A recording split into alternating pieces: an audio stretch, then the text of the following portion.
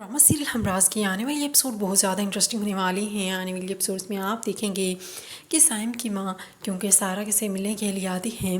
अब वो सैम के बारे में बता रही होती हैं जिस रात उसने फराज की लाश को दफनाया, उसने अपने बड़े भाई को नहीं, जैसे अपने बाप को दफनाया हो। वो दूसरी बार यतीम हुआ था उस रात।